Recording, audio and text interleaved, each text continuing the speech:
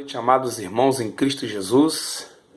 Aqui quem vos fala é o diácono Roberto, diácono da Igreja Nova Vida em Pantanal. Estive ausente aí um pouco do canal, devido à correria do dia a dia, né? As nossas obrigações, nossos compromissos. Nós não podemos estar aí no canal colocando uma palavra de reflexão, uma palavra de Deus para as nossas vidas, né? Tanto para a minha vida como a vida dos irmãos que me ouvem, que me veem por esse canal. Mas eu queria nesta noite deixar uma reflexão. Participei agora de um culto abençoado na nossa igreja, um culto onde Deus falou muito ao nosso coração, na instrumentalidade do nosso diácono, irmão Josué, homem de Deus, usado por Deus por demais na palavra. Foi muito bom e vim com o coração renovado, com o coração alegre, feliz, e queria dividir uma palavra com os irmãos. A Bíblia diz no livro de Isaías, no capítulo 38, que Deus ele manda o profeta Isaías ir dar um recado ao rei Ezequias.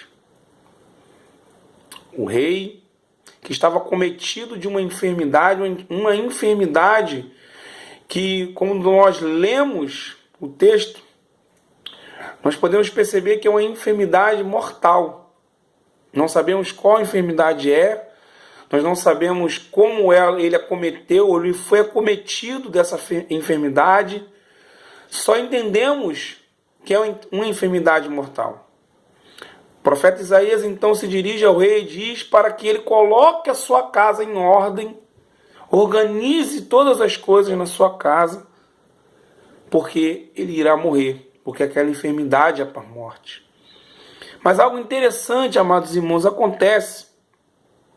O profeta Isaías, então, sai deixando esse recado, essa triste informação. Vem da parte de Deus, sim. Era um homem de Deus, sim. Mas você se coloque no lugar do rei, se coloque no lugar daquele homem, recebendo a notícia de que vai morrer. Mas o mais interessante de tudo nessa passagem é a atitude que o rei Ezequias toma. A atitude que leva o rei Ezequias até o trono da graça de Deus. Porque Deus, irmãos, Ele quer sempre nos abençoar, é verdade. Mas Ele requer de mim e de você atitude, comprometimento. Que nós venhamos a buscar a Ele no sentido de dar andamento, sempre no sentido da direção dEle, para que aquilo que Ele já tem prometido para nós venha se manifestar em nossa vida. O rei Ezequias, então, amados irmãos, naquela debilitado, a enfermidade era para a morte, os irmãos lembram? Mas ele não se calou. O rei Ezequias tomou uma atitude que muitas vezes nós não tomamos. No momento de dificuldade, no momento em que tudo parece perdido, o rei Ezequias clamou ao Senhor. A Bíblia diz que ele virou para o lado, porque era a sua única condição de clamar a Deus, era deitado, porque ele estava enfermo num leito, e orou ao Senhor. E apresentou a Deus todo o seu currículo, como homem e como homem de Deus. Porque o rei Ezequias não era qualquer rei. A Bíblia o descreve como um homem cujas obras nenhum outro havia feito. Que nenhum rei antes do rei Ezequias tinha sido tão grandioso. Irmãos, qual é o nosso currículo diante de Deus? O que nós temos apresentado diante de Deus? Será que as nossas obras têm sido obras tão maravilhosas em Deus que nós possamos ir diante do Senhor e apresentá-las?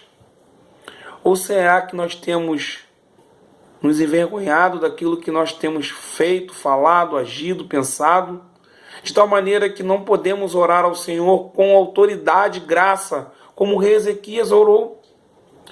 Porque à primeira vista você olha aquele homem orando a Deus, você pensa, esse homem foi ousado demais. mas era uma ousadia espiritual. Era algo que o próprio Deus concedia ao coração do rei. Isso demonstra também uma outra coisa, meus amados irmãos. O rei Ezequias tinha intimidade com Deus. Era um homem que tinha uma intimidade, uma comunhão plena com o Senhor.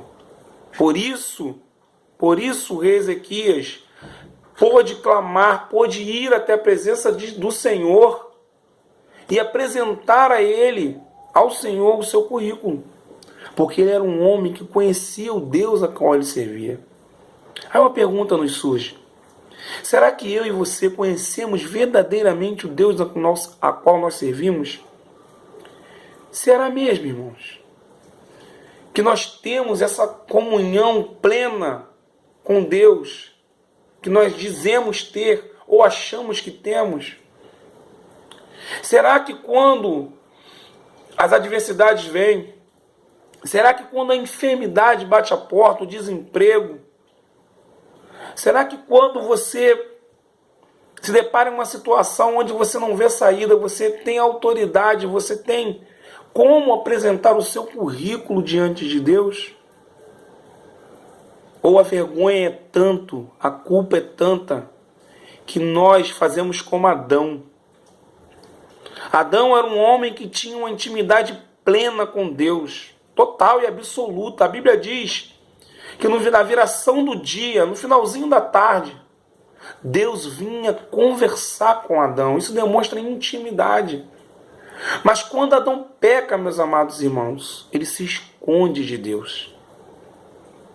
Adão se esquece daquela intimidade que ele tinha com Deus e se esconde da face do Senhor.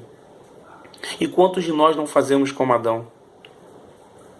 Ao invés de irmos buscar o perdão do Senhor, a reconciliação, como o diácono Josué disse hoje, com Deus, dada a nós outros, mediante o sangue de Jesus, nós nos escondemos da face do Senhor. Nós escondemos até mesmo nossos talentos, aquilo que Deus derramou na nossa vida. Amados, Deus quer que eu e você, quando estivermos passando qualquer tipo de situação, clamemos a Ele, mas clamemos com autoridade no nome de Jesus.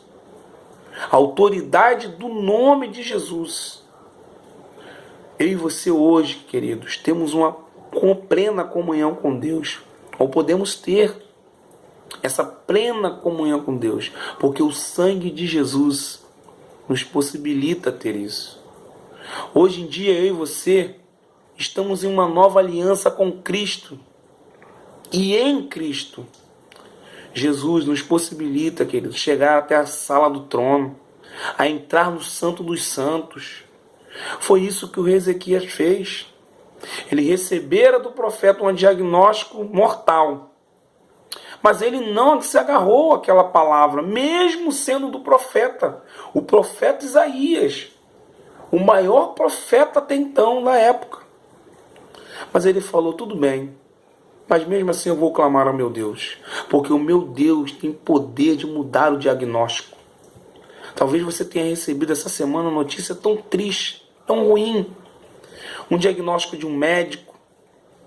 Talvez a sua casa esteja uma plena bagunça, como estava a casa do rei, porque o profeta disse, põe em ordem a tua casa, porque havia uma bagunça ali instalada, havia uma desorganização devido à enfermidade. A enfermidade traz isso. Mas Deus tem poder para botar todas as coisas no seu devido lugar. Deus tem poder para restaurar a sua família. Deus tem poder para restaurar o seu casamento. Deus tem poder para restaurar a sua empresa, meu irmão, que está falindo. Deus tem poder para fazer todas as coisas na minha e na sua vida também. Basta tão somente nós clamarmos a Ele. Nós buscarmos a face dEle de todo o nosso coração e com toda a autoridade, sem temor, que Ele nos concede. Assim como fez o rei Ezequias. Que Deus possa nos abençoar nesta noite, querido. Que Deus possa ser pródigo em nos abençoar, não só hoje, mas para todo sempre. Que Deus nos abençoe em nome de Jesus.